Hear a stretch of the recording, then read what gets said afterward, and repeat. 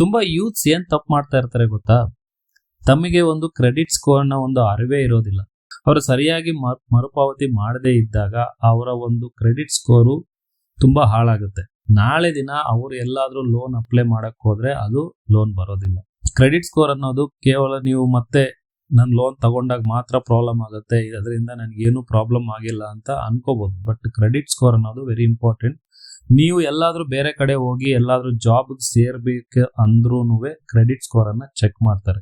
ಎಲಿಜಿಬಿಲಿಟಿನ ಅವ್ರಿಗೆ ತಗೊಂಡೋಗಿ ಕೊಟ್ಟು ಅವರ ಹೆಸರಿಗೆ ಲೋನ್ ಕೊಟ್ಟು ನೀವು ಅವರಿಗೆ ಲೋನ್ ಮಾಡಿಕೊಟ್ಟು ನಿಮಗೆ ಬಂದಿರುವಂತ ಲೋನ್ ಅನ್ನ ಅವ್ರಿಗೆ ತೆಗೆದುಕೊಟ್ಟು ನಾಳೆ ದಿನ ಅವ್ರು ಕಟ್ಟದೆ ಹೋದಾಗ ನಿಮ್ಮ ಒಂದು ಕ್ರೆಡಿಟ್ ಸ್ಕೋರ್ ಪ್ರಾಬ್ಲಮ್ ಆಗುತ್ತೆ.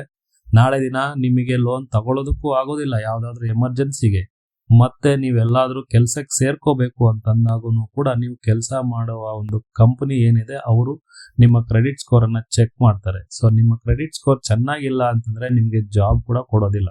ಸೊ ಈ ಒಂದು ಅವೇರ್ನೆಸ್ ಅನ್ನ ನೀವು ಇಟ್ಕೊಳ್ಳಿ. ದಯವಿಟ್ಟು ಕ್ರೆಡಿಟ್ ಸ್ಕೋರ್ ಅನ್ನೋದು ಈ ಕಾಲದಲ್ಲಿ ತುಂಬಾ ಇಂಪಾರ್ಟೆಂಟ್ ಆಗಿರುತ್ತೆ. ಕ್ರೆಡಿಟ್ ಸ್ಕೋರ್ ಬಗ್ಗೆ ನಿಮಗೆ ಒಂದು ಅವೇರ್ನೆಸ್ ಇರಬೇಕು.